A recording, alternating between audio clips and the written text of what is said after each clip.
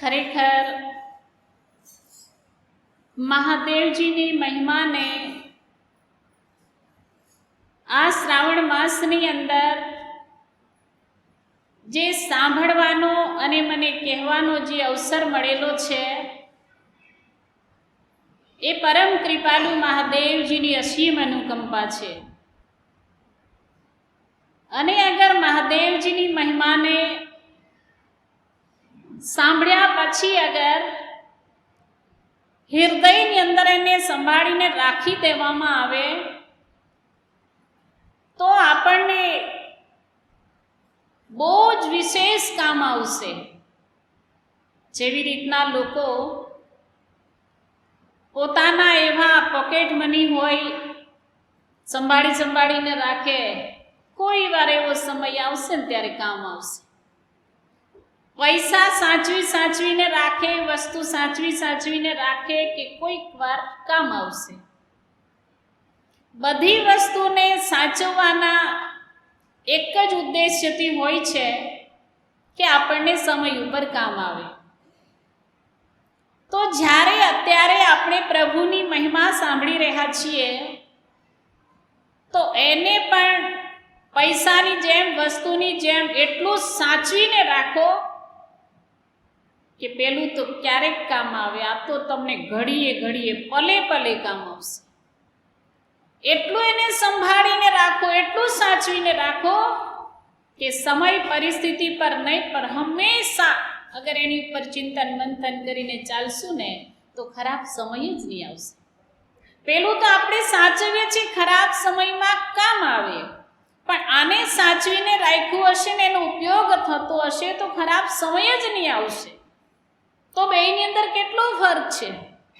પણ છતાંય સત્સંગ તો આપણે એક કાને સાંભળીએ અને બીજા કાનેથી કાઢી નાખીએ છીએ.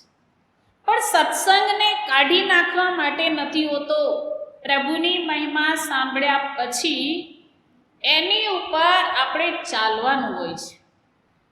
ઇતિહાસો, શાસ્ત્રોની કે સંતો ભક્તોની જે વાત આપણે સાંભળીએ, કોઈની ભક્તિ વિશે, કોઈના સમર્પણ વિશે, કોઈની ભાવના વિશે, કોઈની ભગવાનની ઉપર ભગવાનની કૃપા થઈ હોય, આ બધાના જ્યારે આપણે વાતો સાંભળીએ છીએ તો એ વાતોને આપણે જો સાચવીને આપણા હૃદય જગતમાં ઉતારી દીધી હોય તો એ કેવી કામ આવશે કે આપણે રોજ એની ઉપર મંથન કરશું કે એ ભક્તો ભક્તિ માર્ગમાં કુશળ ક્યારે બની શક્યા હશે, સફળ ક્યારે બની શક્યા હશે, અને જેમણે ભગવાનની શ્રદ્ધાપૂર્વક ભક્તિ કરી હશે એને ભગવાને એની પર કેવી કૃપા કરી હશે. હું આપ લોકોને એ બતાવું કે શિવ મહાપુરાણની અંદર એક એવો પ્રસંગ આવે છે કે એક સમયે માતા પાર્વતીજીએ જોયું કે શ્રાવણ માસ ચાલી રહ્યો છે અને શ્રાવણ માસની અંદર બહુ બધા લોકો ભગવાનના ભક્ત બનેલા છે, ભગવાનની પૂજા કરવામાં લાગેલા છે, એમના દર્શન માટે લોકો આવી રહ્યા છે. માતા પાર્વતીજી આ જોયું તો મહાદેવજીને એકવાર પ્રશ્ન પૂછે છે કે પ્રભુ, મને આ મૃત્યુલોકના માનવીની બધી ધારાઓ ને કામકાજ જોઈને મને એક પ્રશ્ન થાય છે કે પ્રભુ, આ શ્રાવણ માસની અંદર બધાય ભક્તિ તો તમારી કરે જ છે, પણ આમાંથી અખંડ ભક્તિ કરીને જે તમારી બધી પરીક્ષાઓમાંથી પાસ થઈ ગયો હોય એને તમે કઈ રીતે મદદરૂપ થાવ છો? હવે ધ્યાનથી આનો જવાબ પણ સાંભળવાનો છે. અને માતા પાર્વતીજી એક શબ્દનો ઉલ્લેખ કર્યો છે કે તમારી અખંડ ભક્તિ કરે. તો ભક્તિ અખંડ કોને કહેવાય? તમારે વિચાર કરવાનો છે કે તમે જે ભક્તિ કરો છો એ અખંડ છે કે ખંડિત છે. તમારે જ બધાએ વિચારવાનું છે, કારણ કે તમે શું કરો છો એ તમને બધાને ખબર છે. હું તમને વ્યાખ્યા કરીને બતાવું કે ખંડિત કોને કહેવાય, અખંડ કોને કોને કહેવાય? જે ભક્તિમાં વચ્ચે ગેપ પડે એ ખંડિત છે. જે ભક્તિમાં કોઈ દિવસ ખંડન જ ન થાય, લગાતાર ચાલતી રહે, જેમાં કોઈ વિઘ્ન નહીં, બાધા નહીં, અટકાવ નહીં, કોઈ દિવસ આ વસ્તુ ન બને, એ અખંડ ભક્તિ છે. ઘણીવાર કોઈ ફોટો હોય, ખાલી ફોટાનો ખૂણો તૂટી ગયો તો આપણે કહીએ ખંડિત છે, એ ફોટો ન રખાય. મૂર્તિમાં અગર કદાચ કંઈ થયું હોય તો એમ કે આ ખંડિત છે, આને ન રખાય. વેદ પુરાણ શાસ્ત્ર પણ એ જ કહે છે કે ખંડિત ભક્તિ ન કરાય, અખંડ ભક્તિ કરાય. બધી જ વસ્તુ ખંડિત નથી ચાલતી ને, તો ભક્તિએ શું કામ ખંડિત કરવી? ભક્તિ પણ અખંડ હોય એવી ભક્તિ કરવી જોઈએ. તમે જેટલા કામો ભક્તિ માર્ગની અંદર કરો છો, બધાએ વિચારવાનું. આપણે માળા કરીએ તો પણ ખંડિત થઈ જાય, કારણ કે આપણે સૂઈ જઈએ ત્યારે થોડી માળા ભરવાની છે. સમજવા જેવી વાત છે. માળાનું ખંડન નથી કરતી, પણ એક વાત સમજો કે આપણે માળા કરીએ તો હંમેશા નથી ફરી શકતી, એમાંય ખંડન થાય, કારણ કે સૂઈ ગયા એટલે બંધ થઈ ગઈ, કામ કર્યું તો બંધ થઈ ગઈ. તો એ શું થયું? અખંડ ભક્તિ તો નથી જ. યજ્ઞ હવન કરીએ, જપ તપ કરીએ, માળા કરીએ, પૂજન કરીએ, બધુંય કરીએ, ચાહે મોઢેથી શ્લોકનો ઉચ્ચારણ કરીએ, આ બધું કરીએ છીએ, પણ એમાં ખંડિત થાય છે, અટકે છે. લગાતાર જે વસ્તુ થાય તેને અખંડ કહી શકાય. તો મહાદેવજીએ જે એક માળા ફેરવી, જે કોઈ દિવસ ખંડિત નહોતી થતી, અને એમણે કઈ માળા ફેરવી? શ્વાસોની માળા ફેરવી છે. અને અગર એ શ્વાસોની માળા આપણી તૂટી તો આપણે કંઈ નથી કરી શકવાના. એમાં અગર કંઈ ખંડન થયું તો આપણે જીવી જ નથી શકતા. તો આપણી જે શ્વાસોશ્વાસની માળા છે, પોતાની સુરતા દ્વારા, સદગુરુ મહારાજજીના જ્ઞાન દ્વારા એ શ્વાસોશ્વાસમાં રહેલું જે પરમાત્માનું નામ છે, એની સાથે પોતાના મનને જોડીને શ્વાસોની માળા કરવાની છે. હવે શ્વાસોની માળામાં તમે રાત્રા સૂઈ જાઓ છો તો શ્વાસની માળા બંધ થાય જ થાય? નથી થતી. એ તો ત્યારે ફરે જ છે. તમે કામ કરતા હશો ત્યારે પણ અંદરની માળા બંધ નહીં થાય, તો પણ એ ચાલુ જ હોય છે. એટલે સંતો એમ કહે છે, નિરંતર માલા ઘટ में फिरे दिन रात, ऊपर आवे नीचे जावे, श्वास श्वास चल जात. સંત બ્રહ્માનંદજી આવું કહે છે કે ઘટની અંદર માળા ફરી રહી છે અને રાત દિવસ લગાતાર ફરે છે. હવે આ માળા આપણે કોઈ દિવસ ખરીદવા જવી પડે? પરમાત્માએ પહેલેથી જ આપણને આપેલી છે. કોઈ દિવસ તૂટતી નથી, કોઈ દી કોઈ ચોર ન લઈ જઈ શકે. આપણે તો કદાચ એમ વિચાર કરીએ કે માળા આપણે ચાલો ને સોનાની બનાવશું કે તૂટે જ નહીં, પણ ચોરનો તો ડર લાગે ને. સોનાની હશે તો ચોરી થવાનો ડર લાગે. પણ અહીંયા તો સંત બ્રહ્માનંદજી એવી નિરંજન માલા, એવી એણે માળા ફેરવી છે, જેમાં કોઈ ચોરનો ડર નહીં, કોઈ ભાગ પડાવવાનો ડર નહીં. અને સ્વતઃ પોતાના શ્વાસોની અંદર જે માળા ફરે છે, ઘટની અંદર જે માળા ફરે છે, એ ઘટની માળાની સાથે પોતાના મનને એમણે જોડી દીધું છે. અને એટલે સંતોને ભક્તો એમ કહે છે, નિત જપો તુમ્હારી માલા, મન મોહન મુરલી વાલા. નિત જપો તુમ્હારી માલા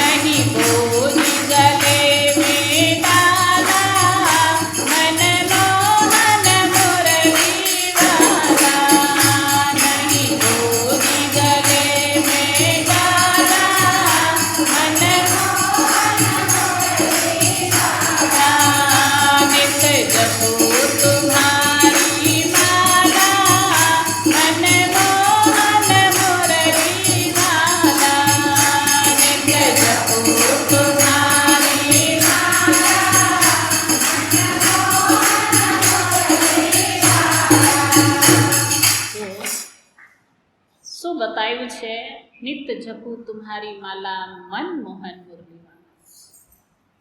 આપણે અંદર જે પરમાત્મા નિવાસ કરે છે એના માટે એમણે કીધું લકડી કી ના ઘડવાઈ ધાગે મેં ના પુરવાઈ. લાકડાની બનેલી નથી, દોરામાં પુરવાયેલી નથી, નહીં બોજ ગલે મેં ડાલા મનમોહન મુરલીવાલા. ગળામાં બોજ રૂપ પણ નથી ને એવી માળા સંતોએ, જ્ઞાની લોકોએ, મહાપુરુષોએ, સદગુરુએ ફેરવેલી છે, જે શ્વાસોશ્વાસની માળા છે. તો ખરેખર આપણે બધા બહારના કામ કરીએ છીએ એટલે એમાં ખંડન થાય છે, પણ જ્યારે આંતરિક જગતની ભક્તિ કરવામાં આવે તો એમાં કોઈ ખંડન થતું નથી. એ અખંડ ભક્તિ છે અને અખંડ બહારની દરેક વસ્તુમાંથી મન ઉઠાવી પરમાત્માની સાથે અંદર જોડી દેવું એ જ આપણી અખંડ ભક્તિ છે. તો સજ્જનો, અહીંયા માતા પાર્વતીજી મહાદેવજીને પૂછે છે કે પ્રભુ, આવી રીતના જે હંમેશા તમારી અખંડ ભક્તિ કરતો હોય, હૃદય જગતની અંદર પ્રવેશ કરીને તમારા દર્શન કરતો હોય, એને તમે કઈ રીતે મદદરૂપ થાવ છો? તો મહાદેવજી માતા પાર્વતીજીને આ પ્રશ્નનો જવાબ આપતા કહે છે કે હે ઉમા, જે કોઈ મારી અખંડ ભક્તિ કરે છે કે જેની અંદર કોઈ દિવસ ખંડન ન થાય, અટકે નહીં, એવી જે મારી ભક્તિ કરે છે. હવે આપણે તો શું કરશું? સમાજની અંદર બધા અજ્ઞાની લોકો શું કરશે? કેવલ શ્રાવણ માસ પૂરતી ભક્તિ કરશે. એ સમયની અંદર ફૂલ ચડાવાઈ જશે, દૂધ ચડાવાઈ જશે, પાણી ચડાવાઈ જશે, ભગવાનના મંદિરમાં જશે, પરંતુ પાછો આ મહિનો પૂરો થાય એટલે વળી પાછા પોતાના કામની અંદર. તો ખાલી ભક્તિ શ્રાવણ માસ પૂરતી જ થોડી હોય છે. સંતોએ ખાલી 1 મહિના પૂરતી જ ભક્તિ થોડી કરી હતી. ભક્તિ તો એમણે હંમેશા કરી, દરેક મહિનામાં કરવાની, દરેક શ્વાસે કરવાની હોય. અને સમાજની અંદર અજ્ઞાની લોકો કેવલ 1 મહિનો પકડીને ચાલતા હોય છે. તો આ ભક્તિ અખંડ કહેવાય કે ખંડિત કહેવાય? તમે જ કહો. આમાં તો આપણું ખંડન થઈ જાય, અટકી ગઈ ભક્તિ.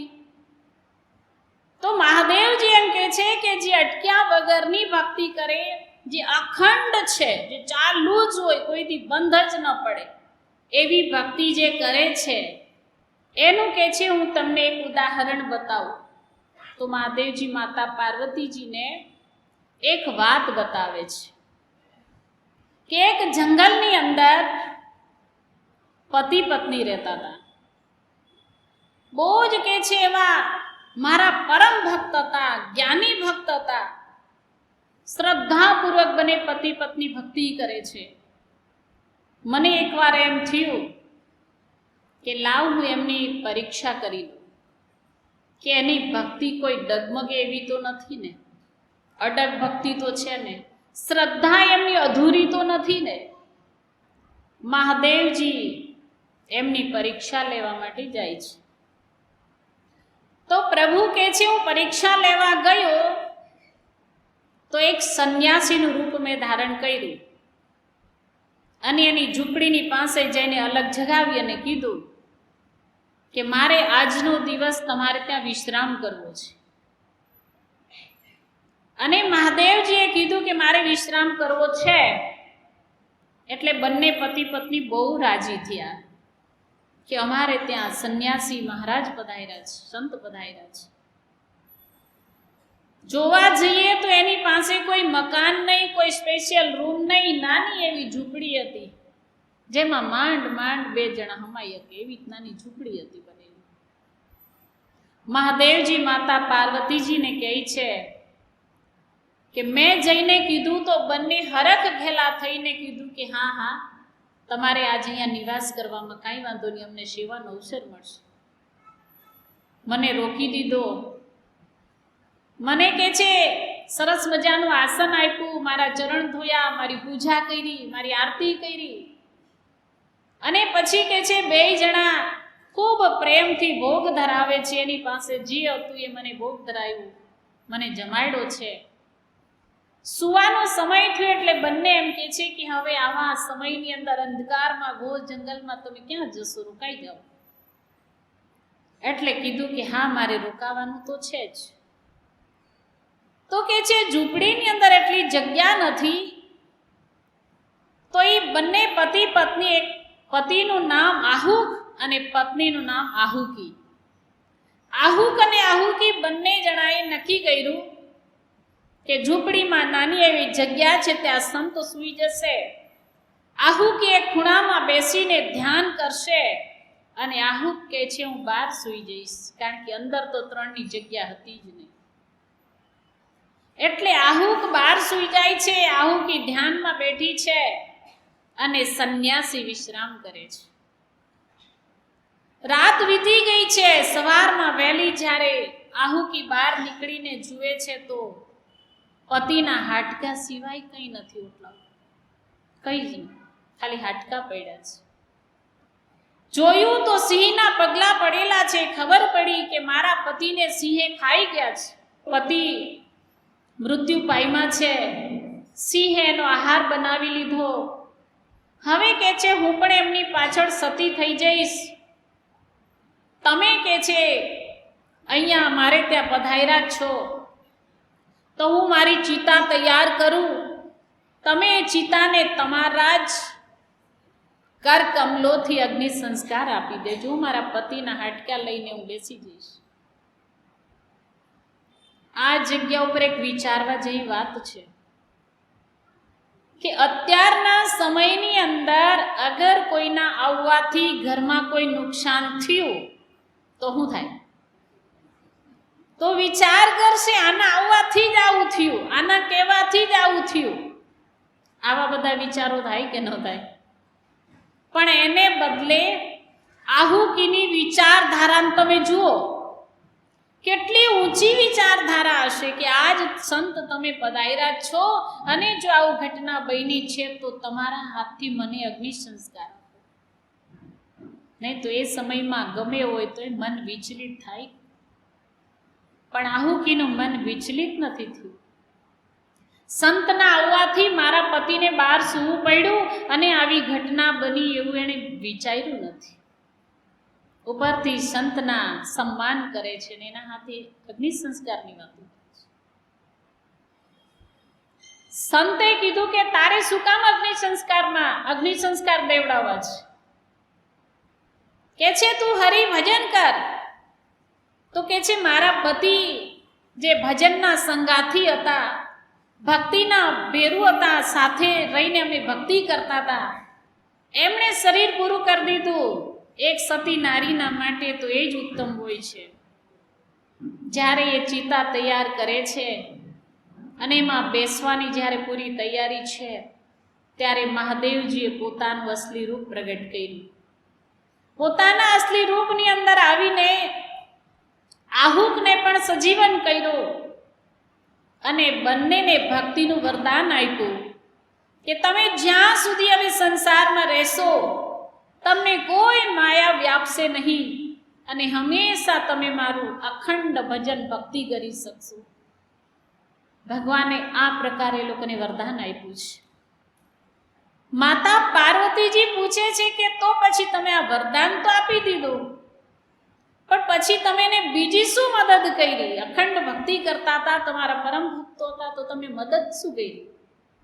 ત્યારે ભગવાને કીધું કે એ જન્મ પૂરો થયો પછી જ્યારે એમણે બીજો જન્મ લીધો તો મને વિચાર થયો કે બંને ભેગા બેસીને હંમેશા મારું ભજન કર્યું છે, ભક્તિ કરી છે, અને બંનેને સાથે જો પાછું મળવાનું થાય તો એકબીજાના સંગાથે ફરી પાછા ભજન ધ્યાન ભક્તિ કરશે. એટલે ફરી પાછો એને માનવ દેહ મળ્યો, પણ બંને જુદા જુદા હતા. એ બેયને પાછા ભેગા મેળવવા માટે, બંનેને ભેગા કરવા માટે મેં હંસનું રૂપ લીધું અને બેયની પાસે રહી રહીને એકબીજાને મળવા માટેના સંજોગો ઊભા કર્યા અને ફરી પાછા બંને ભેગા થયા અને સાથે પાછા મારું ભજન કરવા લાગ્યા. અને એ બે દંપતી જે આહુક અને આહુકી એ બે નળ ને દમયંતી બને છે. અને આ ઇતિહાસ લગભગ બધાને ખબર છે. તો ફરી પાછા એમણે એવી જ રીતના પરમાત્માની ભક્તિ ચાલુ કરી છે. તો માતા પાર્વતીજી જ્યારે આ વાત સાંભળે છે, માતા પાર્વતીજીને પણ ખૂબ સંતોષ થાય છે કે ભગવાન કોઈ દિવસ એના ભક્તોની ભક્તિને નિષ્ફળ નથી જવા દેતા, અને જે પણ ભાવ અને પ્રેમથી ભક્તિ કરે છે ભગવાન એની પર હંમેશા કૃપાનો વરસાદ વરસાવતા જ હોય છે. ભક્તિ કરેલી કદાપી નિષ્ફળ નથી જતી, ધ્યાન કરેલું કદાપી નિષ્ફળ નથી જતું. ભગવાનની મહિમા સાંભળેલી હોય એ પુણ્યનું કોઈ દિવસ નિષ્ફળતા નથી જતી. એ પુણ્ય તો આપણી પાસે હંમેશા માટે રહે છે. દુનિયાની હર વસ્તુ છૂટી જાય, દરેક વસ્તુ અહીં પડી રહે, પણ આ જે આપણું પુણ્ય છે બધાય કહેતા હોય ખાલી હાથે જવાનું છે. દુનિયામાંથી જેટલી પણ ભૌતિક ચીજ છે એમાંથી કંઈ નથી લઈ જતા, પરંતુ પરમાત્માની ભક્તિ અને પુણ્ય છે એ બધું તો સાથે જાય જ. પાપ ને પુણ્ય વ્યક્તિનું બધું સાથે જાય છે. આ સંસારમાં આવ્યા પછી એને થેલો કઈ વસ્તુથી ભરવો એ એને પોતે વિચારવાનું હોય છે. સારી વસ્તુથી ભરવો છે કે ખરાબ વસ્તુથી એ મનુષ્ય પોતે વિચારવાનું હોય છે. બાકી જે સંતો ભક્તોના ઇતિહાસો છે એની અંદર તો એમણે જે કાંઈ જીવનમાં ભર્યું તે સારું જ ભર્યું. સારી જ વસ્તુને ભરી એટલે તો એમના જીવન આ જ ઇતિહાસોમાં અમર થઈ ગયા. બધાય તમે જુઓ, ધર્મ ગ્રંથોમાં કેટલા ભક્તોના નામ આવે છે. આપ લોકોને બતાવું કે દધીચી ઋષિ હતા. દધીચી ઋષિની ભક્તિ એટલે અતુલ્ય ભક્તિ હતી. બહુ જ મતલબ પરમ ભક્ત હતા ભગવાનના. જરાય એને કોઈ દિવસ કોઈ પ્રકારની માયાનો લોભ નહોતો, માયા કોઈ દિવસ લુપ્ત નહોતી થતી, માયાથી પરે હતા. એટલું સરસ એનું જીવન ભગવાનમય ભક્તિમય હતું. એક સમયે માતા સતીજી એમના આશ્રમમાં આવતા હોય છે. તો સતીજી જ્યારે આવતા હોય તેની પાછળ એક રાક્ષસ પડે છે, શૈતાન પડે છે. અને જ્યારે સતીજી આશ્રમમાં પહોંચી ગયા તો પેલો શૈતાન પણ ત્યાં પહોંચ્યો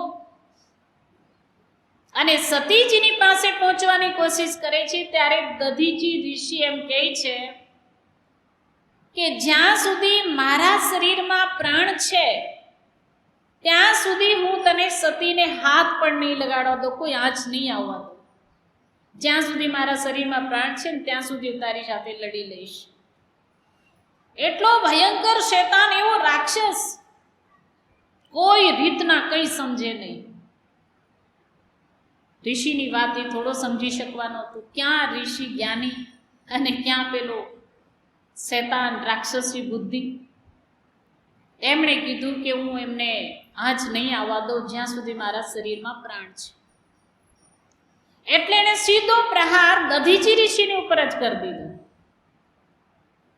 દધીચી ઋષિની ઉપર એને પ્રહાર કર્યો. દધીચી જેટલું એનામાં બળ હતું ત્યાં સુધી બિચારા લડે છે, પણ એ શૈતાનની એટલી જબરી તાકાત કે ઋષિ મુનિને પછાડીને મારે છે.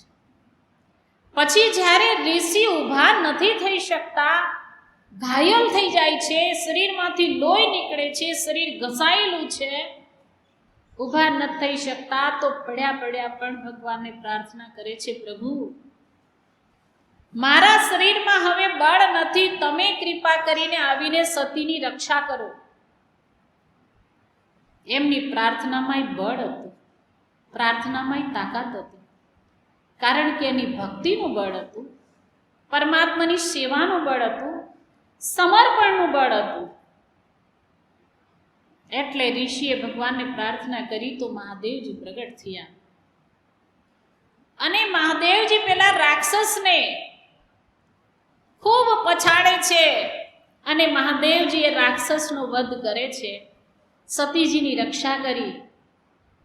પછી મહાદેવજી જ્યારે દધીચી ઋષિની સામે ઊભા છે તો દધીચી ઋષિ પ્રાર્થના કરે છે કે પ્રભુ હું કેવો દુર્ભાગી છું, અવિવેકી છું કે તમે અગર પ્રગટ થયા તો મારામાં એ વસ્તુ હોવી જોઈએ, એવો વિવેક હોવો જોઈએ કે મારે ઊભા થઈને તમને પ્રણામ કરવા જોઈએ.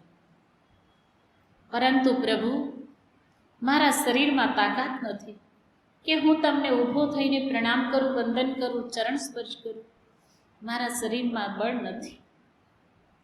એટલે પ્રભુ મને ક્ષમા કરજો કે હું વિવેક ન દાખવી શકું.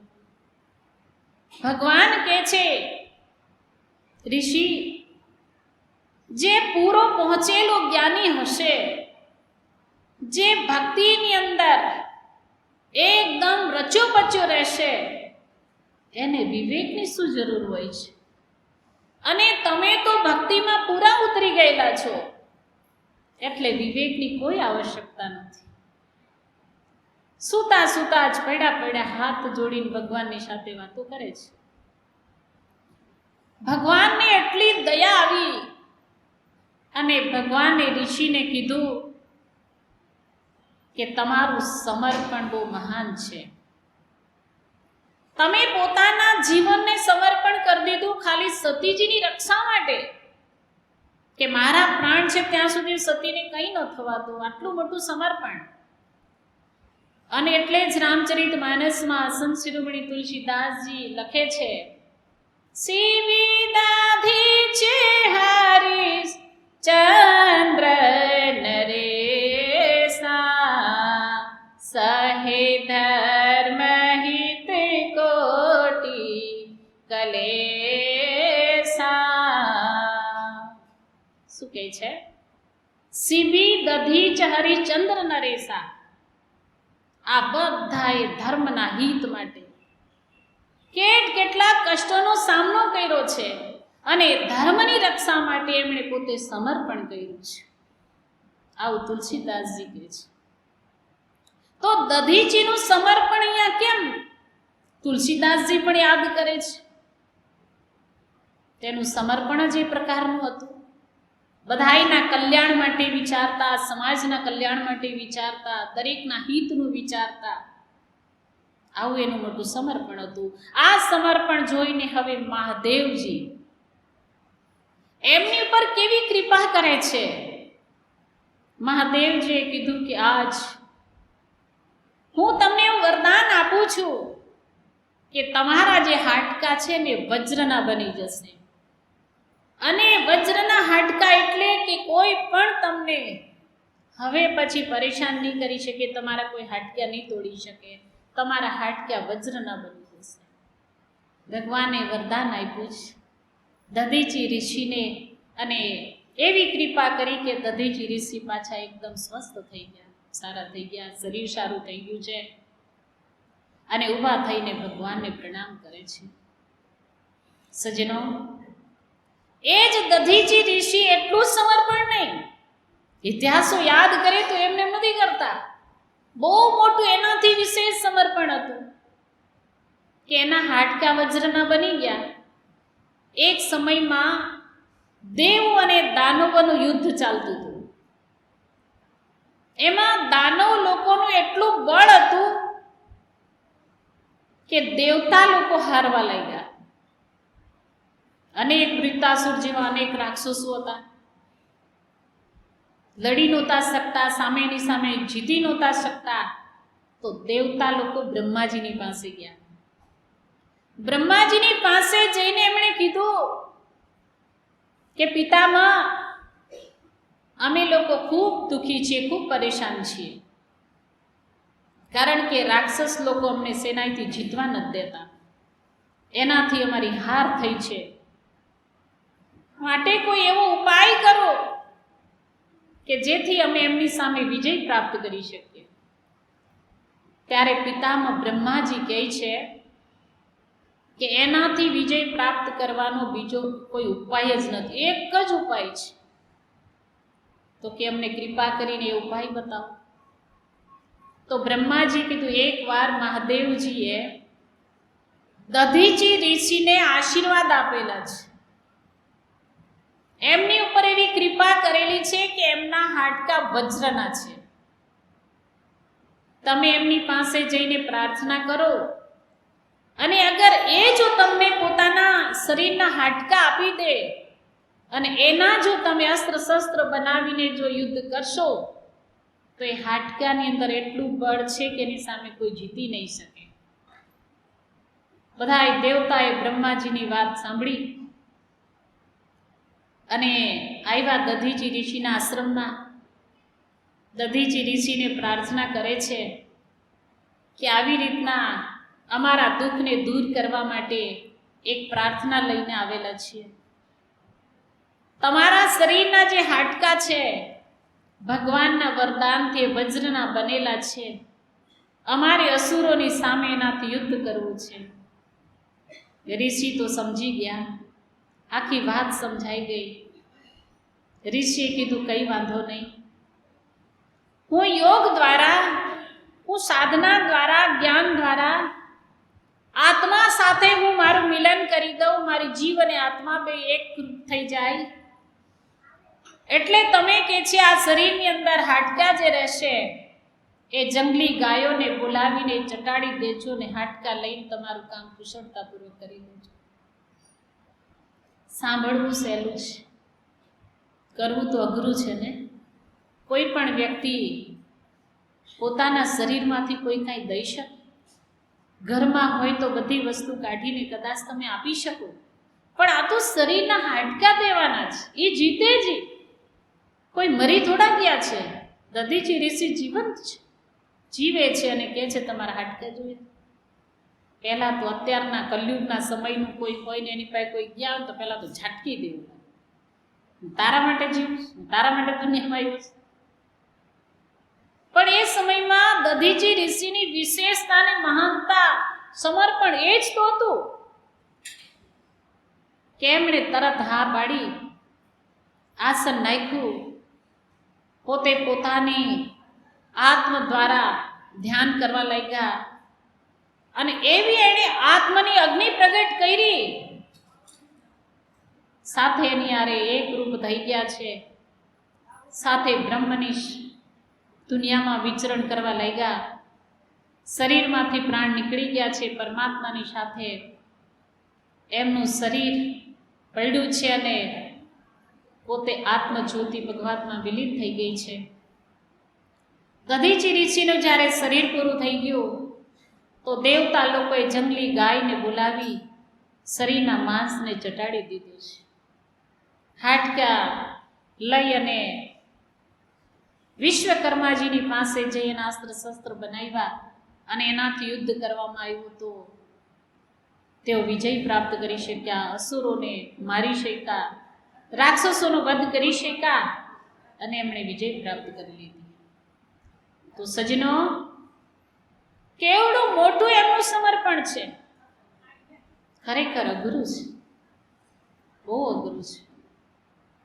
અને એ પણ પાછું પોતાના સ્વાર્થ માટે, પોતાના પરિવાર માટે થોડું, સમાજના કલ્યાણ માટે, ધર્મની રક્ષા માટે.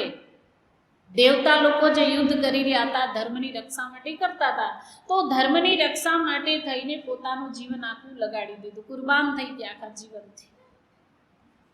પછી આવા ભક્તો માટે ભગવાનની કૃપા કેમ ન હોય? એવા દધીચી ઋષિ ઉપર ભગવાનની અસીમ કૃપા હતી. આપણે પણ એમની પાસેથી એક સમર્પણ શીખવાની જરૂરત હોય છે. આજ દુનિયામાં બધા પોતાના સ્વાર્થથી તો જીવતા જ હોય છે. જે પણ કાંઈ કરે પોતાનું સારું થવું જોઈએ એના માટે હોય છે. ભાઈ ભાઈના ઝઘડા ક્યારે થાય છે? દેરાણી જેઠાણીના ઝઘડા ક્યારે થાય છે? સાસુ વહુના ઝઘડા ક્યારે થાય છે? જ્યારે કે એનામાં સમર્પણ નથી હોતું.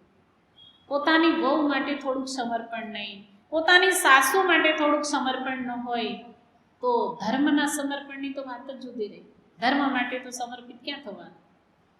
કદાચ થોડું કષ્ટ ભોગવીને પણ અગર કોઈનું સુખ થતું હોય, સારું થતું હોય, ઘરમાં શાંતિ બનેલી રહેતી હોય તો એક સમર્પણ સહી, સમર્પણ કરી દેવામાં કાંઈ નુકસાન નથી થતું.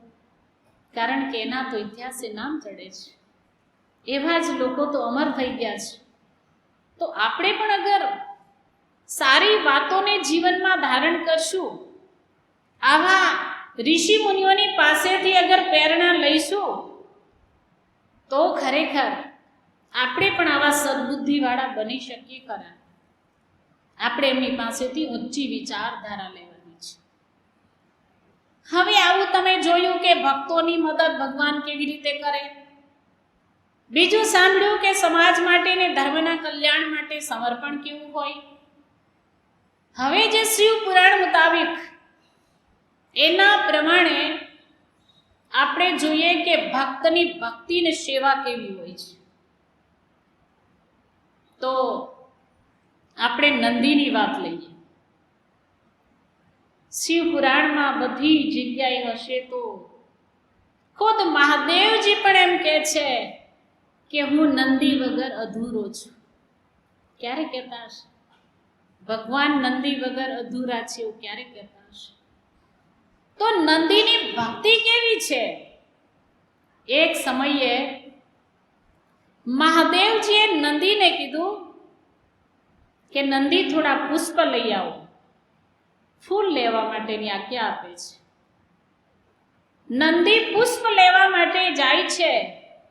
હજી તો પુષ્પ લઈને આવ્યા નહીં એ પહેલા તો ભગવાનના બીજા ગણ હતા એ નંદીની પાસે દોડીને ગયા અને નંદીને કીધું, નંદી, ઘરેથી સમાચાર આવ્યા કે તારા પિતાજી બહુ બીમાર છે અને તારી આવશ્યકતા છે, તું જા ઘરે. ત્યારે નંદીએ બીજા ગણોને એવું કીધું કે મને ભગવાને આદેશ કરેલો છે પુષ્પ લાવવા માટે, તો જ્યાં સુધી હું મહાદેવજીની પાસે, પ્રભુની પાસે પુષ્પ ન પહોંચાડું ત્યાં સુધી હું પિતાજીની પાસે પણ નહીં જાઉં. આજ્ઞાકારી હતા, પરમ ભક્ત હતા, આજ્ઞાકારી હતા. એટલે એમણે કીધું, મારા ગુરુનું, મારા સ્વામીનું જો એક કાર્ય હોય અને જો મને સોંપવામાં આવ્યું તો પૂરું કરવાની મારી ફરજ છે. એટલે નંદીએ એમ કીધું કે હું ભગવાનને પુષ્પ આપ્યા પછી જઈશ. નંદી પુષ્પ લે છે અને કૈલાસ પર્વત પર જ્યાં ભગવાન બિરાજે ત્યાં જાય છે. જઈને જોયું પણ મહાદેવજી ત્યાં હાજર નથી. પુષ્પ લઈને ઊભા છે કે સ્વામી આવે તો પુષ્પ સોંપીને પછી જાઓ, પણ મહાદેવજી હજી આવ્યા નથી. માતા પાર્વતીજી સામું જોવે છે કે નંદી, તું પુષ્પ લઈને આવ્યો છે, તું મને પુષ્પ આપી દે અને તું ઘરે જા, તારા પિતાજીને તારી આવશ્યકતા છે. મહાદેવજી આવશે એટલે હું એ પુષ્પ આપી દઈશ. નંદી કે છે, માતા, પ્રભુ ક્યાં ગયા છે? માતા પાર્વતીજી કે મને પણ નથી ખબર કે ક્યાં ગયા છે. હવે નંદીને માતાએ કીધું કે હું આજ્ઞા આપું છું, મારો આદેશ છે અને પુષ્પ લાવવાનું કામ હતું, તું લઈને આવી ગયો છે, પુષ્પ મને આપી દે, ભગવાન આવશે એટલે હું આપી દઈશ. માતાની આજ્ઞા થઈ. નંદીએ માતાને પુષ્પ આપી દીધા અને પછી ઘર તરફ ચાલતો થાય છે. ઘરે જેવું જ એણે પોતાના ઘરમાં પગ મૂક્યો એટલે નંદી બહુ આશ્ચર્યથી જોઈ રહી છે. એક એવી આશ્ચર્યવાળી ઘટના જ ઘરની અંદર એમણે જોઈ. એમણે શું જોયું કે એના પિતાજી ખાટલામાં સૂતેલા છે અને નંદીના જ ખોળામાં એના પિતાજી માથું મૂકીને સૂતા છે. સમજાયું? એક નંદી હજી ઘરમાં પ્રવેશ કરે છે અને એક નંદી તો અહીંયા ખાટલા ઉપર બેઠા છે. એ કોણ હશે? સમજી ગયા? તો ભગવાન ત્યાં નંદીના રૂપમાં આવેલા ખાટલા ઉપર બેઠા છે. એના ખોળામાં નંદીના પિતાજીનું માથું છે. એ પાણી માંગે તો પાણી આપે છે, દવા માંગે તો દવા આપે છે. બધી જ સેવા ભગવાન કરે છે. અને જેવા જ પાછા સૂઈ જાય તો પોતાના ખોળામાં જ સુવડાવે છે અને એના માથા ઉપર પોતાનો હાથ મૂકેલો છે. નંદીને કેવડું આશ્ચર્ય થયું હશે. જ્યારે નંદીએ એકદમ ચક્કુ થઈને ત્યાં ઊભો રહી ગયો એટલે નંદીના પિતાજી તો સૂઈ ગયા. ભગવાને હાથ ફેર્યો. એમણે કીધું કે મને તો કેટલાય સમયથી ઊંઘ જ નથી આવી. બેટા, આજ તું આવી ગયો ને એટલે મને ઊંઘ આવશે. મહાદેવજી કીધું, આજ તો તમને આવશે જ ઊંઘ. ભગવાનના ખોળા મૂકતા જ કોને ઊંઘ ના આવે? એ કીધું, આજ તો તમને ઊંઘ આવી જ જશે. અને ખરેખર નંદીના પિતાજીને ઊંઘ આવી ગઈ, સૂઈ ગયા. હવે આ બેનો ખેલ તમે જુઓ. નંદી આવ્યો ને નંદી એક બેઠા છે. નંદી અંદર પ્રવેશ નહીં કર્યો ને એક ધારું એમની સામે જોઈ જ રહ્યો. ભગવાને કીધું, નંદી શું વાત છે, કેમ તું આમ જોઈ રહ્યો છે, આવ અંદર. નંદી આવે છે, ભગવાનની સામે હાથ જોડીને ઊભો રહી ગયો અને કે પ્રભુ આ શું? મહાદેવજી કહે છે, તે શું જોયું? તો કે પ્રભુ આજ જે મેં જોયું ને મેં મારી જિંદગીમાં નથી જોયું, અને આજે જે હું જોઈ રહ્યો છું એ તો એટલે આશ્ચર્યની વાત છે કે એક શિષ્ય વિચાર કરતો હતો કે મારા ગુરુ વ્યસ્ત છે. હું વિચાર કરતો હતો તમારો શિષ્ય કે મારા ગુરુ મહારાજજી મહાદેવજી બહુ બિઝી છે, વ્યસ્ત છે. પણ આજ મને ખબર પડી કે એ મારી વિચારધારા મૂર્ખતા ભરેલી હતી. હું મૂર્ખ છું કે આવું વિચાર કરતો હતો કે મારા ગુરુ મહારાજજી વ્યસ્ત છે, પણ મને એ નહોતી ખબર કે એક ભક્તના માટે પોતાના ગુરુ ભક્તનો ભેસ ધારણ પણ કરી શકે, એ નંદી પણ બની શકે, હું નહોતો જાણતો. ને આજે તમે મારા પિતાજીના માથા ઉપર હાથ મૂકીને બેઠા છો. ભગવાન કહે છે, નંદી, ગુરુ પોતાના શિષ્યના માટે ક્યારે વ્યસ્ત નથી હોતા, તેના શિષ્યના માટે એની ટાઈમ હાજર જ હોય છે. એના કામ માટે કોઈ દિવસ ગુરુ મોડું નથી કરતા. અને રહી વાત પિતાજીના માથા ઉપર હાથની, તો નંદી એક ક્ષણ એવી નથી હોતી કે જ્યારે તારા મસ્તક ઉપર મારો હાથ ન હોય. એક ક્ષણ એવી નથી હોતી. હરેક ક્ષણે તારા માથા ઉપર મારો હાથ હોય છે, પણ તને ખબર નથી. બેયની ચર્ચા ખૂબ થાય છે. ભગવાન પણ બહુ સારી રીતના નંદીને સમજાવે છે. પછી નંદીને કહે છે, નંદી, જવા દે બધી વાત, હવે તું વિશ્રામ કર. ત્યારે નંદી કહે છે, ભગવાન, હું તો વિચાર કરતો હતો કે મારા પિતાજીની ચિંતા છે મને, તો હું વિશ્રામ કઈ રીતે કરું, પણ આય મારું વિચારવું વ્યર્થ હતું. કારણ કે હું શું મારા પિતાજીની ચિંતા કરું? મારા પહેલા તો તમે આવીને મારા પિતાજીના માથા ઉપર હાથ મૂકી દીધો, અને જેના ઉપર પ્રભુ તમારો હાથ હોય એ વ્યક્તિને પછી દુનિયામાં ક્યાં પાછું પડવાનું જ આવે છે. પછી મારા પિતાજીને તો શું, પણ મારે મારી ચિંતા કરવાની ક્યાં રહે છે? કેવી દયા છે પરમાત્માની કે નંદી ભગવાનના કાર્યમાં છે તો ભગવાન નંદીના કાર્યમાં છે. આજ સુધીમાં કોઈ ધર્મ ગ્રંથોમાં એવું નથી લખેલું કે ભક્તોની લાજ જતા જોઈ હોય. ક્યાંય સાંભળ્યું છે? હર સમયે ચાહે ભક્તોની ગમે એવી પરિસ્થિતિ હશે પણ ભગવાને કોઈ લાજ નથી જવા દીધી. ચાહે પછી સુદામાજી હોય, ચાહે નરસિંહ મહેતા હોય, ચાહે મીરાબાઈ હોય, ચાહે સકુબાઈ હોય, કોઈ પણ હોય, હરેક સમયે ભગવાન એના ભક્તોની રક્ષા માટે ઉભેલા જ હોય છે, એના કાર્ય માટે ઉભેલા હોય છે. જો ભક્ત એમના કાર્યની અંદર હશે તો ભગવાન એના કામમાં હશે, અને ભક્ત અગર પોતાના કામમાં હશે તો ભગવાન એના ધામમાં હશે. એકદમ તલ્લીનતાથી સદગુરુની સેવા કરવાનો જે પાઠ નંદી પાસેથી ભણી શકાય એવો બીજા કોઈ પાસેથી નહીં ભણી શકાય. એમણે તો ભગવાનને સર્વસ્વ માનેલા હતા. એ જ મારા માતા, એ જ પિતા, એ જ ભગવાન, એ જ ગુરુ, બધું મારું સર્વસ્વ એ જ છે. એવી પરમ ભક્તિ નંદીની હતી. માતા બહેનો સજ્જનો, આવા દધીજી ઋષિ પાસેથી, આહુક અને આહુકી પાસેથી, નંદી પાસેથી બસ આવી શિક્ષા આપણે આપણા જીવનમાં ધારણ કરવાની છે. ભગવાનની મહિમા અને સત્સંગથી જે ફાયદો થાય બસ આ જ છે કે આપણે એમની પાસેથી આવું સારું ભણી શકીએ, સારો પાઠ ભણી શકીએ અને જીવનને સારું બનાવી શકીએ. તો સારા જીવનને બનાવવા માટેનો પ્રયત્ન હર ઇન્સાનની ફરજ છે, કર્તવ્ય છે, લક્ષ્ય છે. પણ આ બધાય સમાજની અંદર આવીને મોહ માયામાં ફસાઈને પોતાની લક્ષ્ય શું છે એ પણ ભૂલી ગયેલા છે. ભગવાનની સેવા ભક્તિ કરીને ભગવાનને પ્રાપ્ત કરવા, એના દર્શન કરવા, એ સમાજમાં બધા ભૂલી ગયેલા છે. દેખા દેખી ભક્તિ તો બહુ લોકો કરે છે, પરંતુ ભાવ વિભોર થઈને ભગવાનને પ્રગટ કરીને આ લોકોએ સેવા કરી, એવી સેવા કરનાર બહુ ઓછા લોકો હોય છે, બહુ ઓછા ભક્તો હોય છે. જો સજ્જનો, આપણે હવે પછી એ જે જરૂરી વાત છે સાંભળવાની છે, જે આપણા જીવનમાં સૌથી ઉત્તમ ધારણ કરવાને યોગ્ય છે. આપણે જ્યારે જોતા હોઈએ છીએ કે મહાદેવજીના મંદિરની સ્થાપના થાય છે,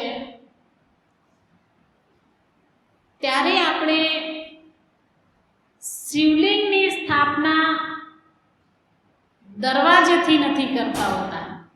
એનું કારણ શું? શિવલિંગની ઉપર ગળતી રાખીએ છીએ શા માટે? અને શિવલિંગ શેનું પ્રતીક છે? આ વસ્તુને હવે સમજવાની કોશિશ કરજો. દરેક મંદિર બને છે ત્યારે પરમાત્માની સ્થાપના થાય તો મૂર્તિને દ્વારેથી આપણે લઈ આવીએ છીએ અને સ્થાપિત કરીએ છીએ. પરંતુ બધાઈને જોવા મળે છે કે મહાદેવજીના મંદિરમાં શિવલિંગને મંદિરના ગુંબજમાંથી પ્રવેશ કરાવવામાં આવે છે. શા માટે? આવું શું કામ? દરવાજેથી કેમ ન લાવીને ઉપરથી જ કેમ લાવીએ છીએ? કહેવામાં આવે છે કે જેવી રીતના મંદિરમાં પ્રભુની સ્થાપના કરવા માટે પ્રભુને ઉપર ગુંબજમાંથી અંદર લઈ જવામાં આવે છે, નિરાકાર પરમાત્માને ઉપરથી લઈ જવામાં આવે છે, તો આજ આપણે આ શરીર માટે એક વિચાર કરવાનો છે કે પરમાત્માએ જ્યારે આ તનરૂપી મંદિરની સ્થાપના કરી, એની રચના કરી,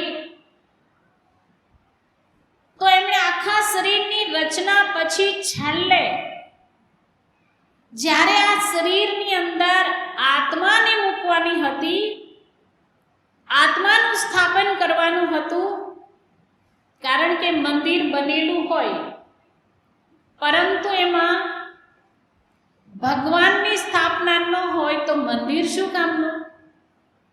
મંદિરની કિંમત તો ભગવાનને કારણે છે.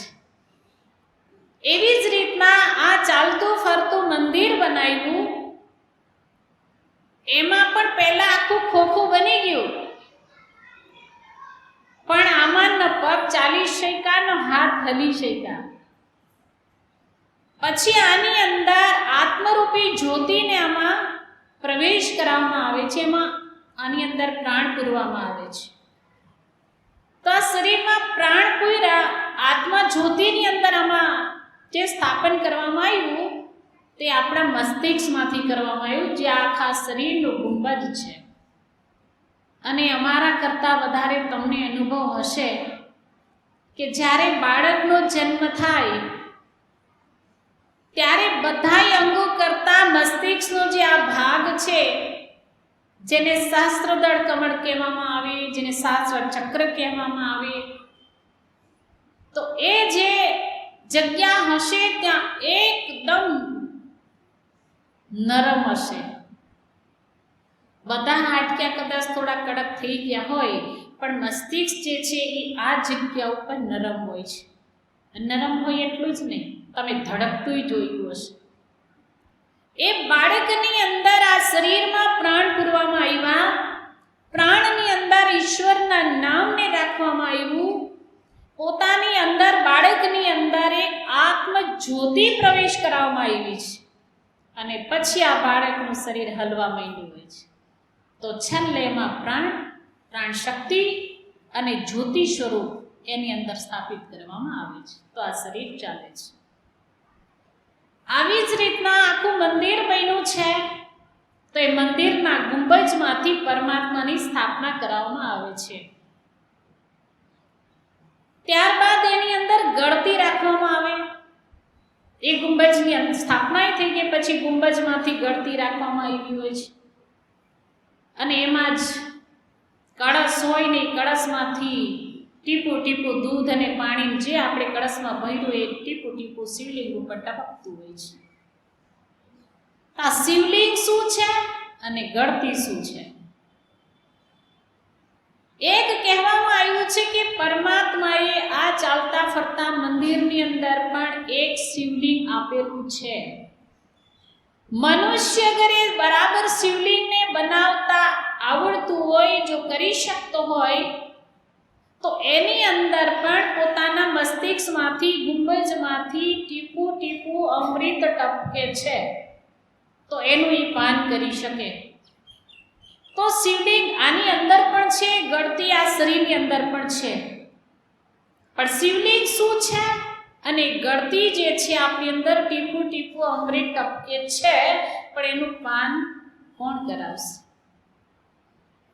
કારણ કે બાળકનો જન્મ થાય ને ત્યારે તો માતા પિતા પેલી ગળમૂત પાઈ દે, એમાં મધ ચટાડી દેશે, ગોળનું પાણી ચટાડી દેશે અને એનો જે અભ્યાસ કરતો હોય ને અમૃતનું પાન કરતો હોય એ છોડાવી દે. બહારનું ચટાડવાનું ત્યાંથી જ ચાલુ થાય છે. બહુ શોખ બધાને ત્યાંથી ચાલુ કરે, લે હું અમે ચાટ્યું તું ચાટા જ કર, અમે આમાં રહીએ ને તું આમાં જ રહે. જ્ઞાની લોકો એમ કહે છે કે આ ચાટી ચાટીને દુનિયાભરના લોકો જતા રહ્યા, અમૃતનું પાન નહીં કરી શક્યા. પણ જેણે તત્વદર્શી સદગુરુ મહારાજજીની પાસેથી આત્માનું જ્ઞાન લીધું હોય તે જ્ઞાની વ્યક્તિ સમજી શકે કે શિવલિંગ શું છે, ગળતી શું છે ને એનું પાન કઈ રીતે થઈ શકે. તો ઓલરેડી આપણે તો પેલું પછી બનાવ્યું, પણ આપણી અંદર તો ઈશ્વરે પહેલા જ શિવલિંગ મૂકી દીધું, ગળતી મૂકી દીધી, અમૃત મૂકી દીધું, બધું છે આની અંદર જ. પણ અંદરનું નથી આવડતું ને બહારનું સમજતા નથી આવડતું. પેલા બહારનું સમજી લો, ન સમજાય તો સદગુરુની પાસે જાવી સમજાવશે કે શું છે બહાર અને શું કામ સ્થાપના કરેલી છે બહારની. બહાર સ્થાપના કરી કે ધીરે ધીરે મનુષ્ય બહારનું દર્શન કરશે અને ધીરે ધીરે પોતાના અંતરિક જગતમાં પ્રવેશ કરશે. સંતોએ તો કીધેલું છે, તને ચલતા ફિરતા મંદિર હૈ ભગવાન સીખે અંદર હૈ, તને ચલતા ફિરતા મંદિર હૈ ભગવાન સીખે અંદર હૈ. શું કહે છે? તન ચાલતું ફરતું મંદિર છે ભગવાન इसी के अंदर है. ભગવાન જેમ બાર ચરાચર જગતની અંદર છે એવી જ રીતના આપણા આ શરીરની અંદર પણ છે. જ્ઞાન મળે તો બહાર પણ અનુભવ થશે, કણ કણમાંય અનુભવ થશે અને પોતાના હૃદય જગતમાંય અનુભવ થશે. તો આવા તત્વદર્શીની ખોજ કરવી પડશે જે આપણને આ પ્રકારનું જ્ઞાન કરાવે કે આપણે બધી જગ્યાએ એમના દર્શન પામી શકીએ. हर जगह मौजूद है लेकिन नजर आता नहीं, योग साधन के बिना कोई उसे पाता नहीं. જ્યાં સુધી યોગ સાધના બરાબર નથી ત્યાં સુધી કણ કણમાં ભગવાન હશે તો પણ કોઈ પામી શકતો નથી.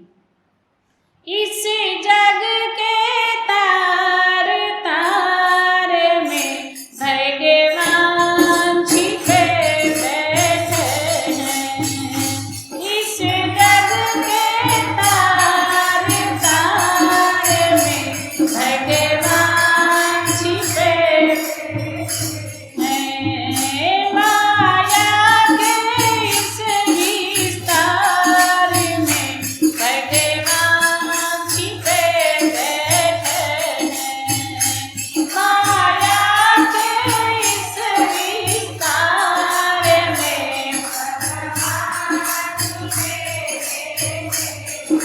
सुखी दो, इस जग के तार तार में भगवान छिपे बैठे. अगर रोम रोम में तार तार में कण कण में अगर ईश्वर होय तो आ शरीर बाकी होय. बधी जगह ईश्वर छे तो आ शरीर क्यांथी बाकी होय? तार तार में भगवान छे तो आना रोम रोम में भगवान पण तो छे ज ने. तो रोम रोम में भगवान कया छे? જેમ આપણે બે ભગવાનને ભજીએ છીએ, એક સાકાર અને બીજા નિરાકાર. મહાદેવજી એ સાકાર છે અને શિવલિંગ એ નિરાકાર છે. સાકાર એટલે કે દેહ છે એને સાકાર કહેવાય, જે દેહથી પરે છે એને નિરાકાર કહેવાય. આ દેહ છે એની અંદર નિરાકાર પરમાત્મા છે.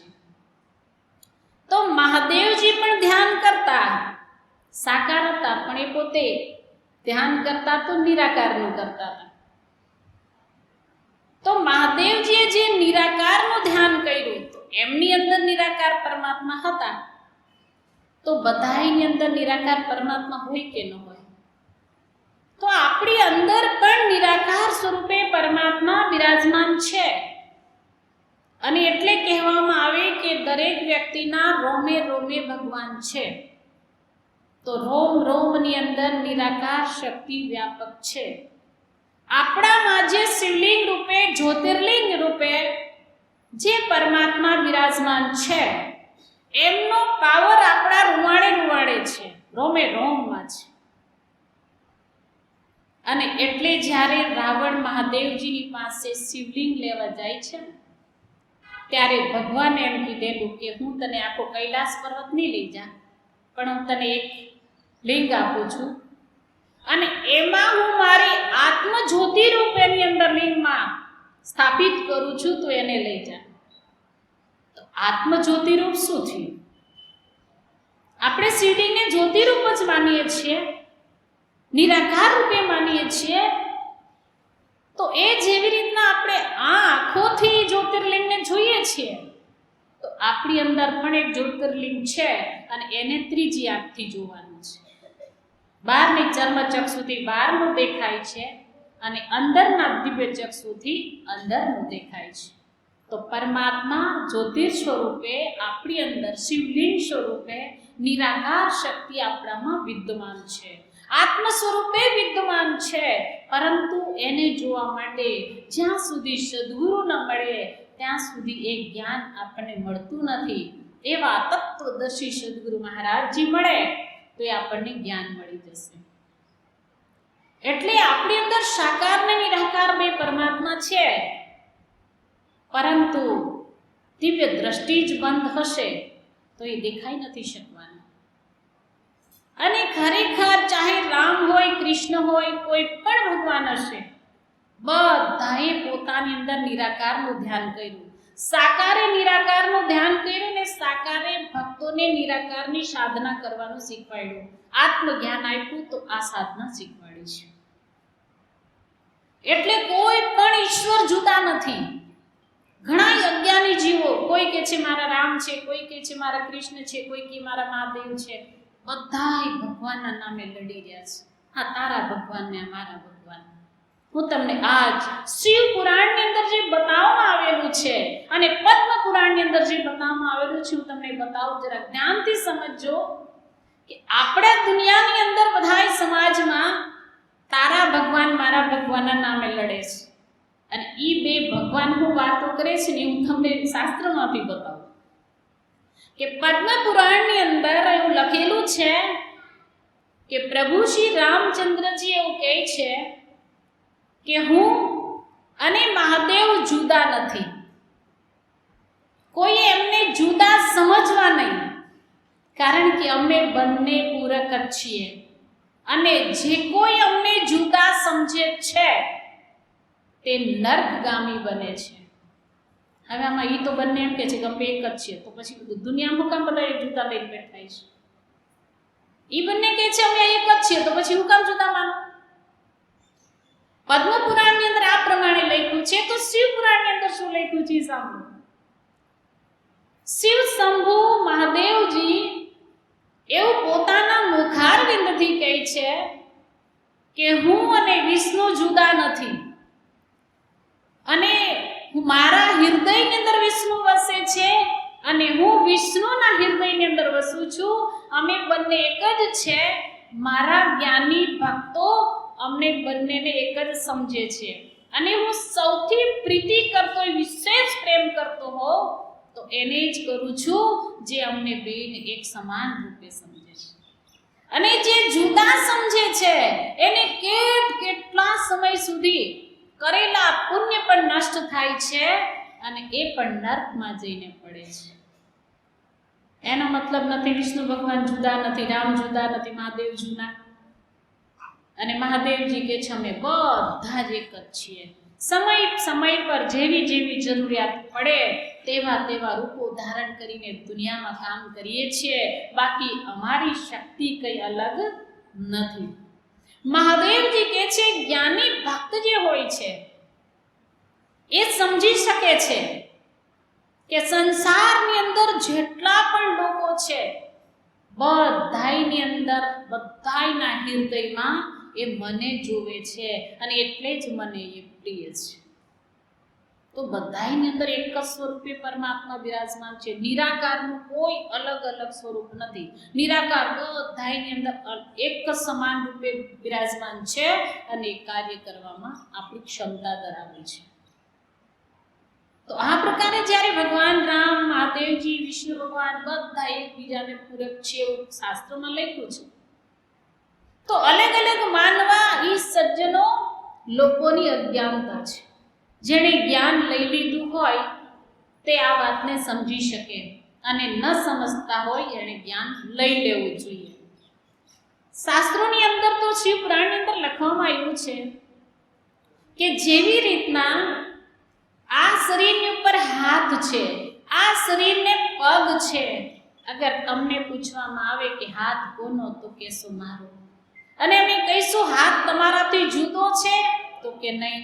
પગ તમારાથી જુદો છે, તો નહીં, કારણ કે હાથ મારો છે, પગ મારો છે, એ મારાથી જુદા નથી. આવી જ રીતના એ બધા જ ઈશ્વર એવું જ કહેવા માંગે છે કે અમે એકેય જુદા નથી. અને જુદા અગર એકને ભજે ને એકને છોડશે તો એ પણ નર્કગામી બનશે. તો હવે એવું કયું ભજન છે, એવી કઈ ભક્તિ છે કે જે એક ભક્તિ કરવાથી બધાયની ભક્તિ એક સાથે થઈ જાય? તો કીધું બધાય એમ જ કીધું કે હું ઓલાના હૃદયમાં બેઠું, કે હું એના હૃદયમાં બેઠું, તો એક બધા એક થઈને આપણા હૃદયમાં બેઠા છે. તો હવે આપણે ભજન કોનું કરવું જોઈએ? આપણા હૃદયમાં જે બેઠા છે, આપણા હૃદયમાં જે નિરાકાર સ્વરૂપે બેઠા એનું આપણે ધ્યાન કરવું, એ જ આપણું આત્મજ્ઞાન છે. અને આત્મજ્ઞાન વગર એ દેખાવાના નથી. રામચરિતમાનસની અંદર લખેલું છે, અગુણ સગુણ બીચ નામ સુસાખી, ઉભય પ્રબોધક ચતુર દુભાસી. શું કહે છે? અગુણ સગુણ બીચ નામ સુસાખી. જેવી રીતના બે ભાષા હોય, હિન્દી, ગુજરાતી, ઇંગ્લિશ, 2-3 ભાષાવાળા કોઈ ભેગા થઈ જાય, તમે કદાચ ગોળ કયો, હું ભગવાન કહું, કોઈ બીજા જ નામથી બોલાવે, તો બધાની ભાષા જુદી જુદી હોય, તે જુદું જુદું કહી દે. જેવી રીતના કોઈને તરસ લાગી હોય તો કોઈ વોટર કે, કોઈ પાણી કે, કોઈ નીર કે. બધાને જોઈએ છે શું જોઈએ? પાણી. તરસ લાગી છે, પાણી જોઈએ છે. પણ હવે એકબીજાને સમજતા નથી. ઓલાને એમ થાય કે આ હું માંગ્યા કરે, પેલાને એમ થાય આ હું માંગે, કારણ કે પાણી પેલો નથી સમજતો, પેલો નીર નથી સમજતો, એક વોટર નથી સમજતો. હવે આ ત્રણેયને શું જોઈએ છે એ 3 જણા કેમ સમજશે? કારણ કે એકબીજાની પાસે સમજતા જ નથી. તો એમાં એક દુભાષી જોશે. એ 2-3 ભાષા જાણતો હશે એવા વ્યક્તિની જરૂર પડે. અને એવો વ્યક્તિ આવે એટલે એ તરત 3 ગ્લાસ પાણી લઈ આવે, એટલે ત્રણેય ગ્લાસ લઈને પાણી પી લે, તરસ મટાડી દે. જોઈતું તું બધાને તત્વ એક જ, પણ બધાના તત્વના નામ, ભાષા જુદા જુદા હતા. પણ દુભાષી હતો એટલે સમજી ગયું. આવી જ રીતના કીધું, સાકાર અને નિરાકાર, સગુણ અને નિર્ગુણ 2 સ્વરૂપ છે. એમાં વચ્ચે દુભાષી કોણ છે? ભગવાનનું નામ કીધું છે. ભગવાનનું નામ ભાસી જેવું કામ કરે છે. એ નામનું સ્મરણ કરવા માત્રથી બંને સ્વરૂપને ઓળખી શકાય છે, સાકારને પણ અને નિરાકારને પણ. બંનેને ઓળખવાનું એક જ આપણી પાસે ઉપાય કે શ્વાસોશ્વાસમાં જે ભાષાથી પરે નામ રહેલું છે એ નામનું જ્ઞાન હશે તો બંને સ્વરૂપને ઓળખી શકાશે, બંને સ્વરૂપને પામી શકશું, સાકારને પણ અને નિરાકારને પણ. હવે આટલું સરસ આપણા શાસ્ત્રોમાં સંતોએ લખી દીધું. અગુ નહીં સગુ નહીં નહીં કુછ ભેદા, ગાવઈ મુનિ પુરાણ બુધ ભેદા.